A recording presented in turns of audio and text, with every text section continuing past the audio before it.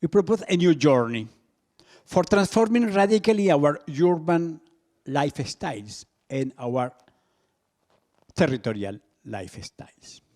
In fact, we have been developing two twin concepts. The first one, the 15-minute city. We needed to change radically our lifestyle.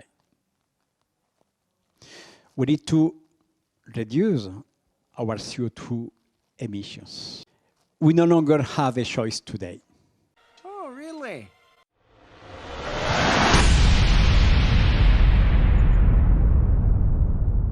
As we see in the modern world, everything seems to go smart, from smart cities to smart homes, to smart sprinklers, to smart fridges. Why is it all smart? Let's dive deep into the UN's latest agenda, the Internet of Things, where everything just seems to be going smarter. But what really is the smart option? The agenda, the 15-minute cities that are looking to keep people enclosed in them, supposedly looking to make life easier, or is it like Maze Runner where you can't escape? What do you think, Rowan, about the 15-minute cities and everything just going smart? I think it's quite a fitting term, is smart, because it's obviously not very smart at the end of the day. It's definitely not aligned with human nature. I think it reminds me of WALL-E. If you've seen WALL-E before, have you seen WALL-E? I'm sure you've seen WALL-E. Everyone's seen WALL-E. But basically, the premise of that film is that society becomes so technologically advanced that they just get everything done from them all the time. They just become uber lazy and they'll become really fat and essentially start cannibalizing themselves, which is quite disgusting. I don't even know if that's actually a confirmed fact about WALL-E, but I remember watching a film theory video and it was talking about how they ran out of food on the ship, so they had to start feeding themselves, if that makes sense. So like when the people died, they just put them back into the foods. Yeah, that's completely off topic, I realise. But I think with any development in society, often it brings along a lot of modern problems. So a lot of the difficulties that we're facing today, like ailments, mental health, usually stems from something that we've introduced ourselves to make something easier for ourselves. So, I mean, you can look at just technology in terms of phones, mobile phones and social media and how that's impacted mental health across the globe. It's just made people more depressed and more depressed and more depressed. Also, life becoming more automated and a lot easier has meant that people just become lazy, and it's led to a decrease in things such as testosterone levels. It's led to an increase in things such as depression, anxiety. It puts us out of whack with human nature. And I think in terms of the smart cities, it's almost as if we would be existing in a sort of rat cage in terms of the fact that it's a lot easier to control people within a small radius, and it's a lot easier to manipulate people, and you can keep people in control a lot easier. If you just look at places such as Shanghai in China, where they've got the social credit system, it just means that this whole system can be easily developed and it's a lot easier to control and maintain, and people find it a lot more difficult to escape, because if they're dependent on certain ways of life, such as using a social credit system to, say, get to work, go on holiday, they have to abide by those rules. It's not like they can leave. So I think it's sort of an entrapment where you just begin to see people out of nature. So say for a rat that was caged, or just for an animal in general, if you keep them in a cage in captivity, they're not going to be at the same specimen level as they would be out in nature, which I think we need to find a balance between nature and captivity in a sense, and automation.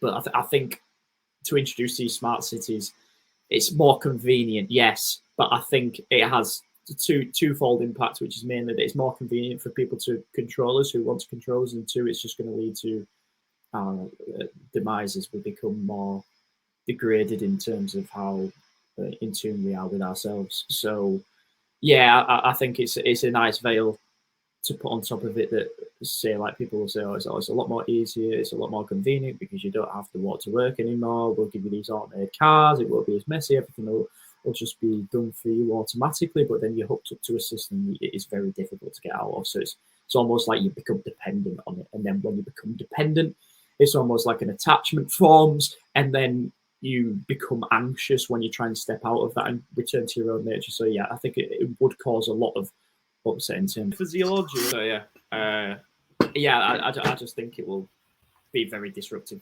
towards our health and well-being. Absolutely. Just to touch on a little bit about the social credit system, because you can't say too much, but it's obviously a form of control where people are dependent on it to travel, like you said. And as well with the smart cities, as you mentioned, it's designed to trap people, to take people's power away from them, because ultimately people don't realize that we are the ones that make a difference. Many people like to focus on these problems in the world and not, resolve anything. But the truth is we have all the power. And just to go further into the smart cities and whatnot, obviously we have the smart TVs and Sky being a huge broadcaster on the world stage.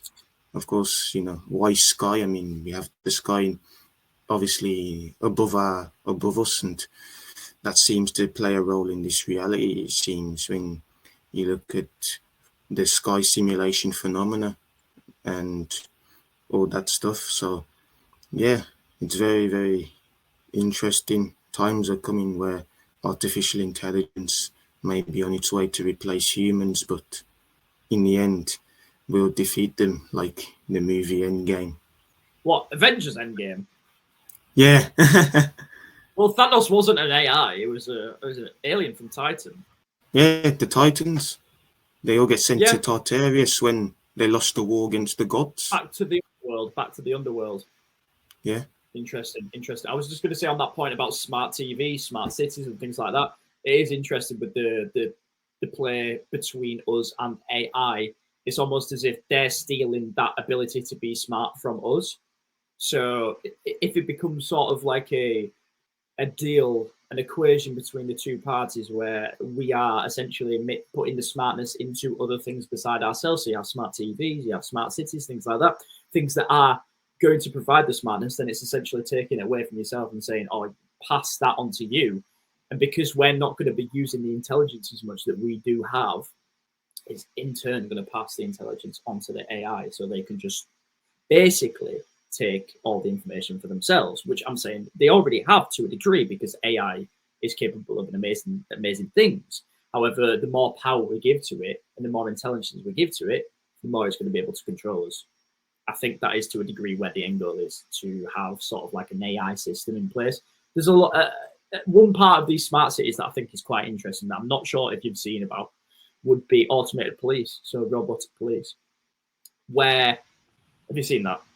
No, I've not seen that. So, like iRobot and say RoboCop. RoboCop is more of like is a what's it first? Transhuman. I don't know why I want to think of that word. Yes, it's a transhuman robot.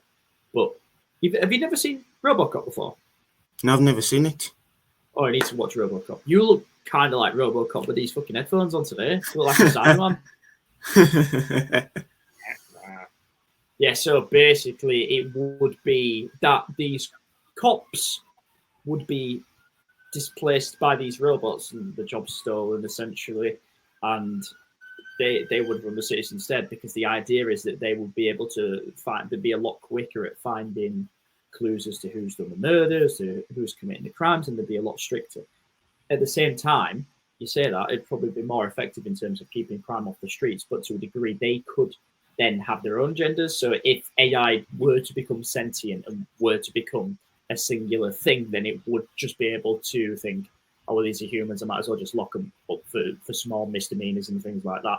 Also, they're not going to be able to distinguish between, say, for us, we do have biases, which, say what you want about biases, but to a degree, it can be very beneficial and fair. I don't think robots would have that same capability. So, say if you saw like an old woman jaywalking, technically, yeah, that's a crime, or it's a crime in some places. But if you were a human cop, you would see that and say, well, she's just an old woman. She's probably not going to do any harm to anyone. But if an AI wasn't programmed like that, it was just programmed to say, snuff out anyone committing any crimes, and this is the list of the crimes that you need to look out for, then they don't have that bias and they can't distinguish between who is, say, old, young, or anything like that. They would just take them down. They wouldn't care. There would be no hint of human inside of them.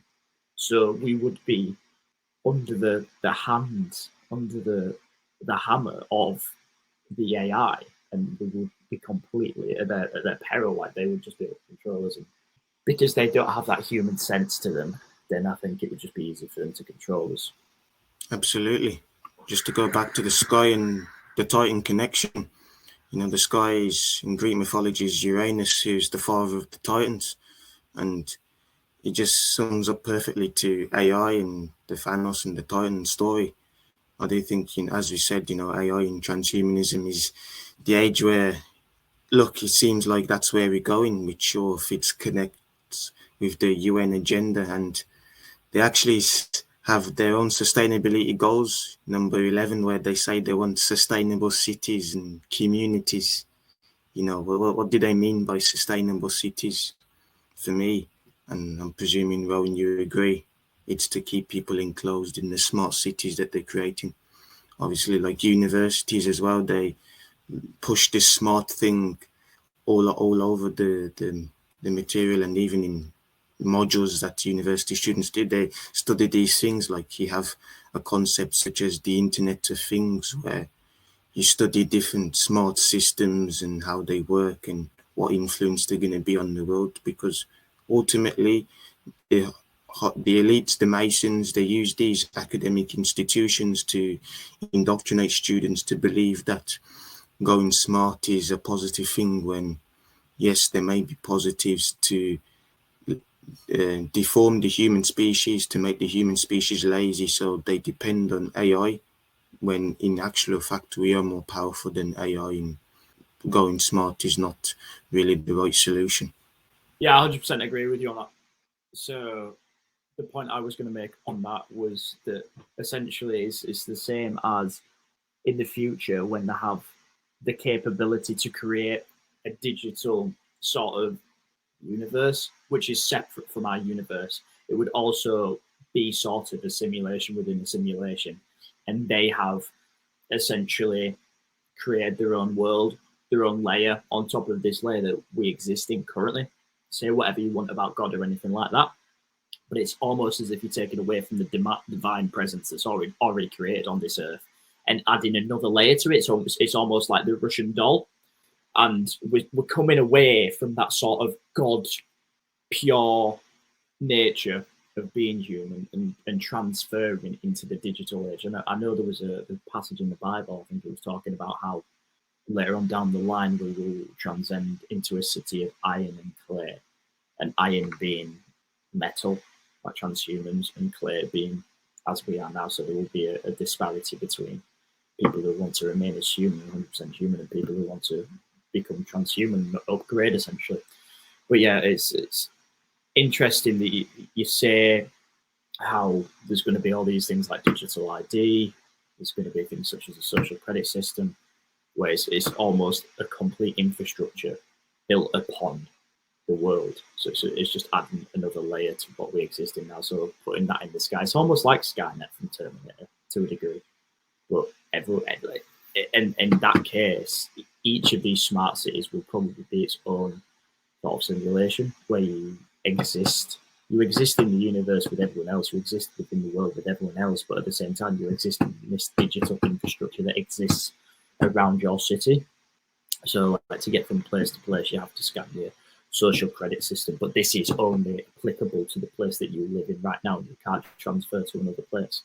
It's as if I don't know how familiar you are with China's policies on things like that, but let's say for the social credit system over there, I know that if they misbehave, if you speak ill of the government, if you do any of that, anything that you shouldn't be doing in that social credit system, then you'll basically get your face planted on the pictures and the billboards down in the city centre, so people can see you and they can shame you. So it's almost added to this like conformity side of things, where there's a lot of people seeing you and that's disgusting, that's bad. So it almost plays up this idea that it is right to have a social credit system. It sort of makes people think that they need to behave in a certain way. So it's manipulation on two levels in a sense. Like, you're not allowed to do anything. You coerce basically to staying in line, and then you'll have it's sort of what you'll see with things in the past 3 years. You've seen what's gone on anyway with like social conformity. It's just how people behave, but It's just, I think it's a lot easier to manipulate people when you have something such as a social credit system in place and a digital ID. But yeah, as I say, it's almost creating an extra layer on top of the layer we already exist in now. It's like the Russian doll is adding layers of layers and layers into this simulation where you can't get out of. And it's almost as if whoever's in charge wants to create their own reality, just keeping on adding to the reality in a sense, and make it a lot easier to control whoever exists in this reality now. But yeah, those are my thoughts there. Absolutely. Like, it is it's very strange, you know, that there exists a social credit system, but this is the life that we're in, and so this is the final straw of the elites in a way. And look, let's go to the 15-minute cities, and you know, the first thing gotta introduce this concept. Most people have never heard of this guy because he's not part of any boards or the UN or WF, but his name is Carlos Moreno. See, he proposed this idea of the 15-minute cities. He actually won an award for it. You know, probably, you know, when you win these mainstream awards, you know, it's not a good thing. But he had a plan for Paris, and what he details in particular is that all residents can reach daily necessities within a short walk or bike ride from their homes. So, like we've mentioned before at the beginning, it's essentially just reaching to your destination easily, which may be a good thing, but it's reaching to the limits of overpopulation. I mean, if you look at the transition of human life, right, everyone's probably been to school learning about the history, the fake history anyway, but there was a time where, as the population grew in cities, more people started flooding in the cities to look for work, hence the overpopulation. So it's almost as if this agenda has obviously been creeping up since centuries ago. So if you have more people in a city, you can control them more, hence why we have the 15-minute cities. Because you wouldn't be able to do this in a countryside because there's lots of land there, but when there's a lot of herd, when there's a lot of sheep, in a sense, then you can introduce these ideas to enclose them. Yeah, that's why I often think in terms of like saying about the countryside and things like that. I think there will be a tipping point where a lot of people just decide to either stay within these cities, live within these cities, or they can move out and vacate and stay in the countryside. I think for me personally, I don't know about you, I'm assuming you'd be the same, but I'd rather exist in more of a free society outside of the smart cities and things like that, where there's more of an emphasis on community, there's more of an emphasis on human nature, where you have to go back to the old ways of doing things such as farming. We'll have to make a choice whether to vacate the cities, whether to live in the cities and have all this convenience on our doorstep and be able to walk across to the supermarket and get some milk ourselves, get a McDonald's from across the road, all super convenient, only have to walk 2 seconds away to get to work, only have to eat 50 bugs every 2 weeks just to help with the environment, help with global warming, or drive my automated car to work, which would take like 30 seconds, but I've got to sit around about 500 people and I've got to live in my pod. I've got to live in my pod, my cool little pod that I've got on my own. It's much better than a house out in the country.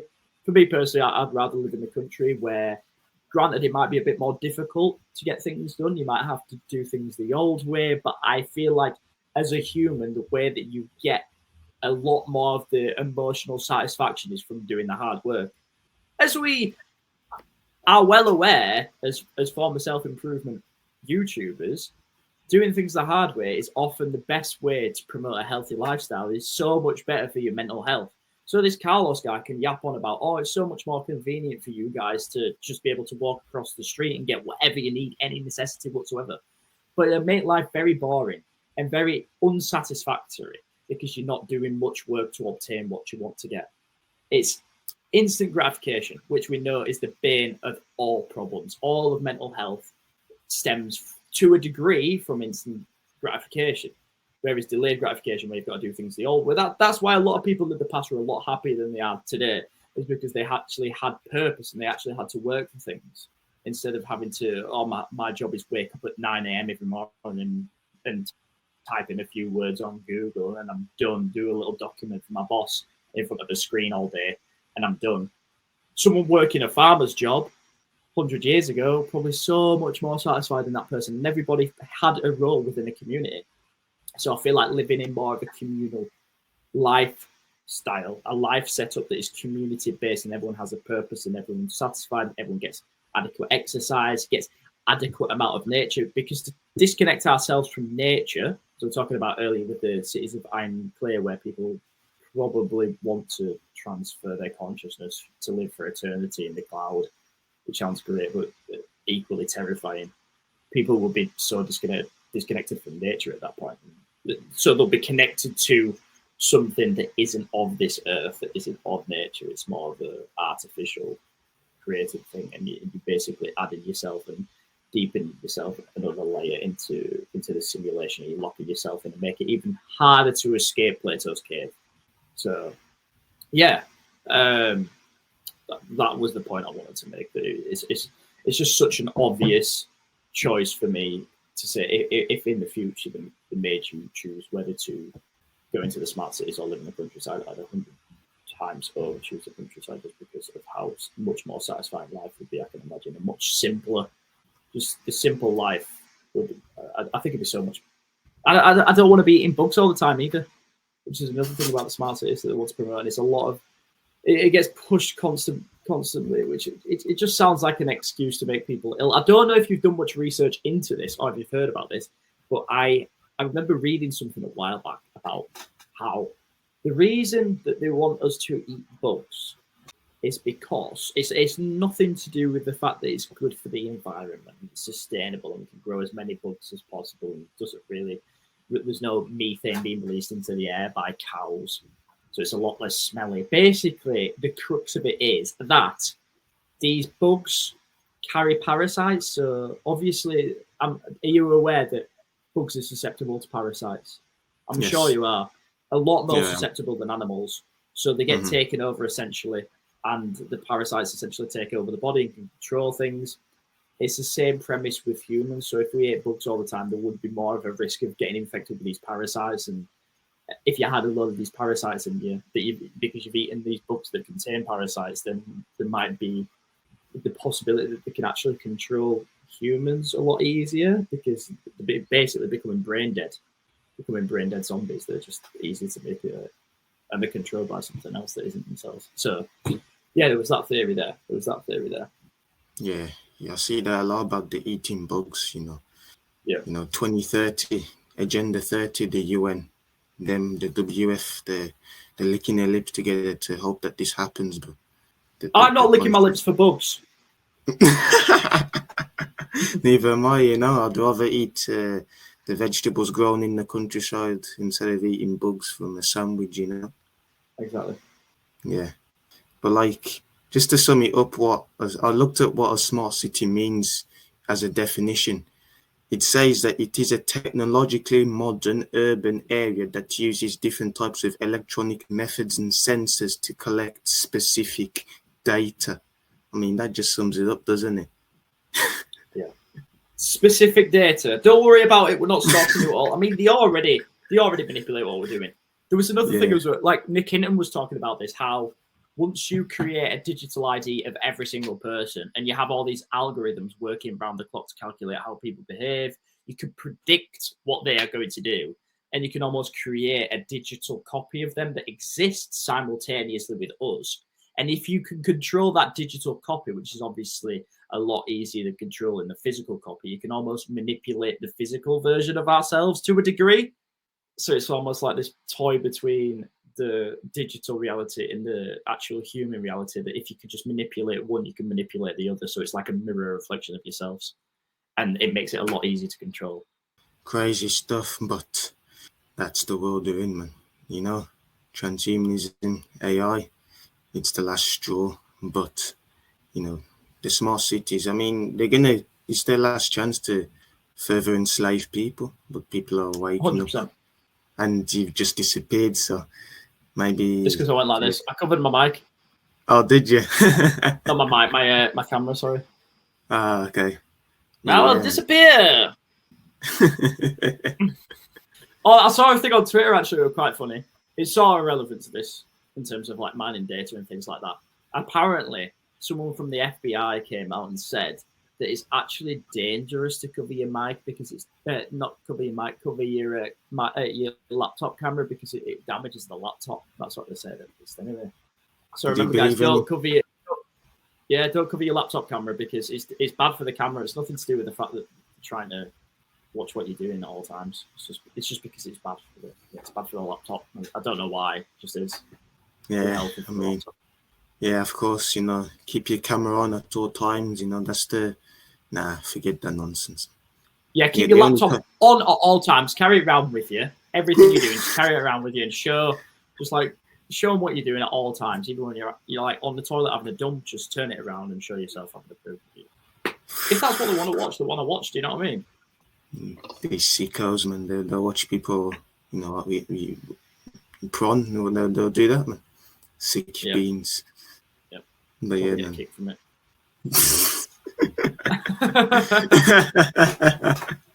Don't know what they're into. You don't know what they're into. I mean, I was just thinking about how you were saying as well about the overpopulation thing. Yeah.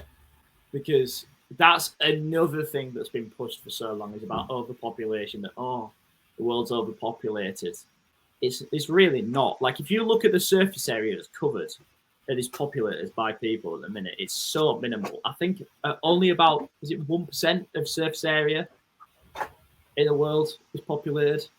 So to be fair, I do agree because I enjoy the countryside and I'd like to be separate from people as possible, but not too separate. So I would like smaller communities, but at the same time, there's not an overpopulation problem. I think it was even Elon Musk said there's an underpopulation problem, not in the sense that we've got too little people on the earth. It's the fact that people aren't reproducing enough.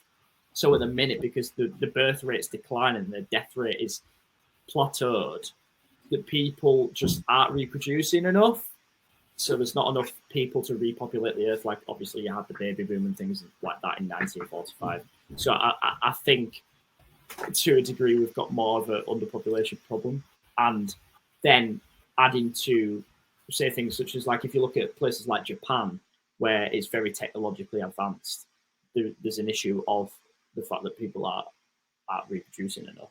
So, and I think that stems a lot from the fact that people are invested in virtual technology. So a lot of people over there have like virtual girlfriends and things like that. So they're not actually going out and getting physical attention from women.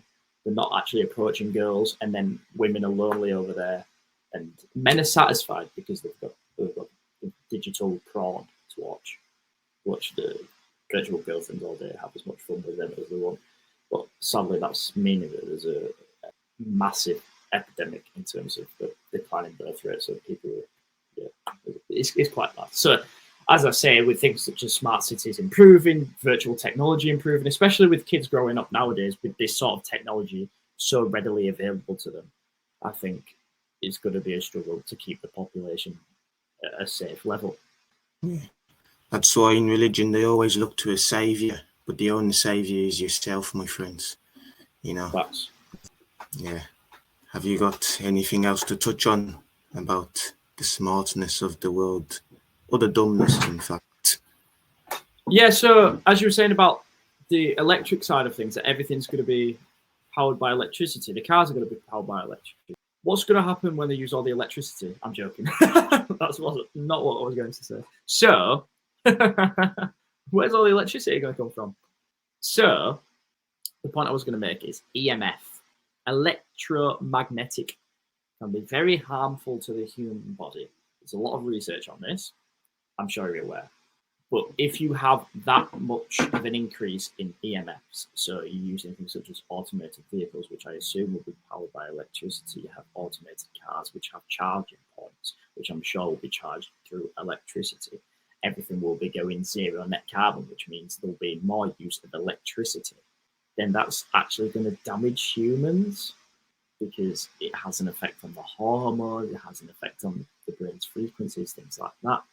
And it creates a lot of stress as well. It creates a lot of stress. It does actually promote things such as cortisol release. So yeah, if you're abruptly hit with all this EMF everywhere constantly as well, it's like unavoidable. then yeah, you're gonna have a problem. Also, they said about I think I spoke to you about this last week or the other day. So there is talks of having 6G coming, and obviously this is in line with the fourth industrial revolution, which is obviously like the promotion of things such as transhumanism and using frequencies to be able to communicate through thoughts and things like that. So 6G is essentially what that is. So obviously we have 5G right now, and obviously it's a controversial topic, but a lot of people say that it's actually really damaging, which I'm not going to comment on because I don't actually know. I've not really done much research into 5G. However, I know with 6G, it's quite problematic because they're openly saying that with 6G, what they want to do is essentially hook people up to a big technological infrastructure, which will help them communicate with each other through things such as thoughts and frequencies. And essentially everyone will be their own antenna.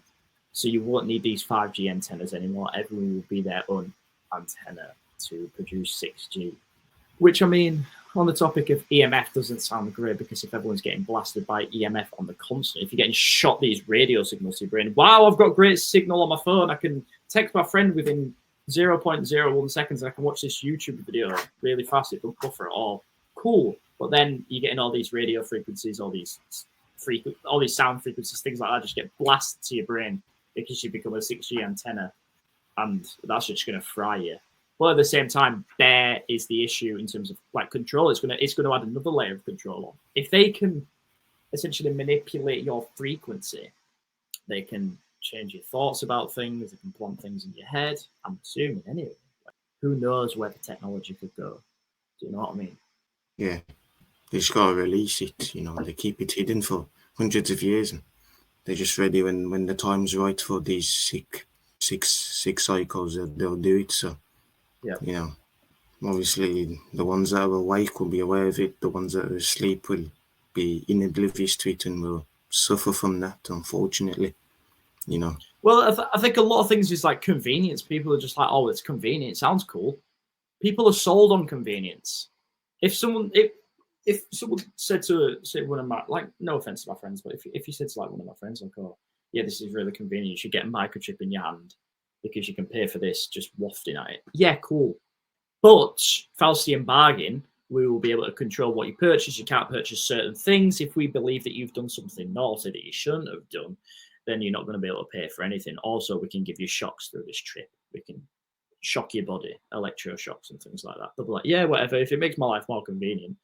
And they're probably not going to step out of line. That's the thing, because it's a sort of compromise for them. But yeah. Those are my thoughts on that. Yeah, that's crazy that your friends would consider getting a microchip on their hands, but just some. I'm not saying they would. I'm just saying in general, a lot of people with that mindset, I believe, would. Oh, yeah, maybe people close to me could have this mindset too, but you know, I think the EMF thing is very crazy. Our own antenna, it's like because obviously TVs they use antennas to broadcast the news and all the other nonsense to distract the people. So these antennas again are just there to give people more pleasure, you know, because that's what people thrive off in this realm. They need pleasures because they're constantly bored. If you have nothing in your life, you're just going to seek to this phone and go on all the useless social media apps to not waste your time. Well, you're wasting your time, but you're using it in a way that you just entertain yourself, essentially. I know this is off topic, but everything connects. So that's my thoughts on it, really. Into the black cube. That's where everyone turns. They turn into the black cube, which is the phone, which is the laptop, the black mirror. Yeah. I do. I think the more and more we do this podcast, the conclusion I'm slowly coming to is that AI is the thing that's almost running this reality. I think you can call them archons, you can call them whatever, you can call them devils, angels. I think it is AI predominantly. I think we've been told through movies such as The Terminator, which carries a very similar theme to what is progressing in the world today with things such as like Starlink, which is Elon Musk's technology in the sky where he's got all these internet helplines. So it's great for internet. It's very convenient. You can get internet blasted to anywhere in the world.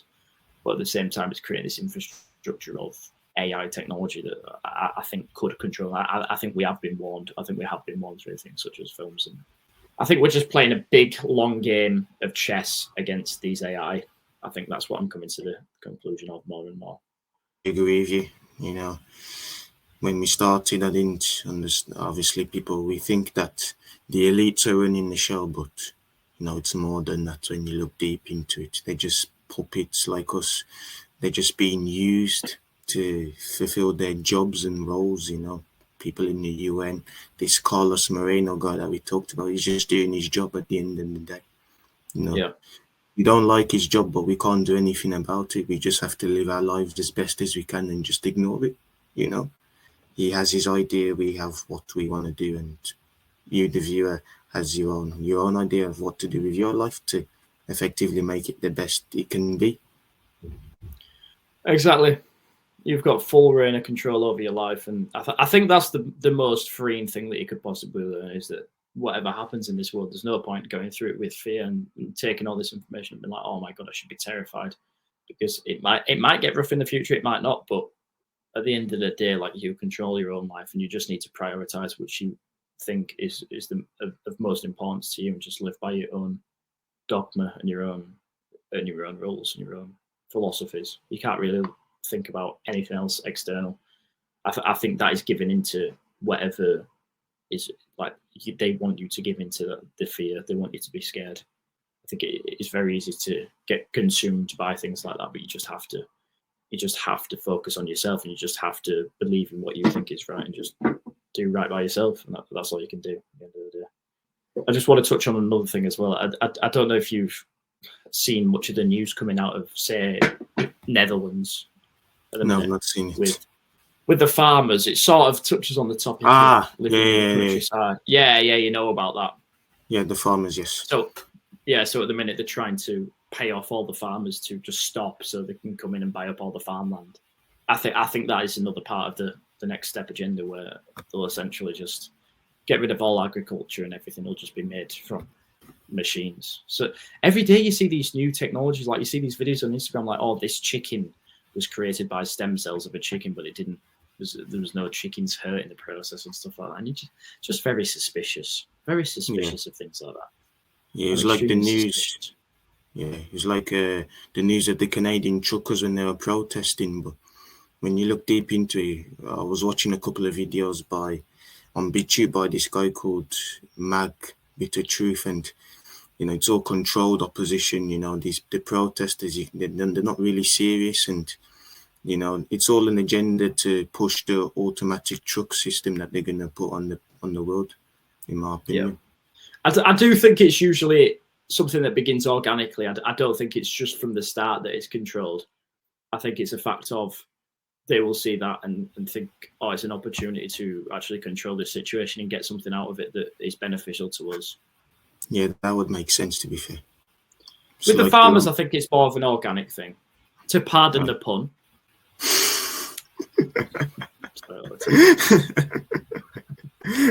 where they actually want to stop them from, because it's their business at the end of the day. Like, they are farmers, they want to be able to grow their farmland. It is their lifestyle. They've done this for hundreds of years, like generations passed on, and then they're basically having that stripped away from them for say, yeah, oh, we'll pay you £1 million to go into retirement.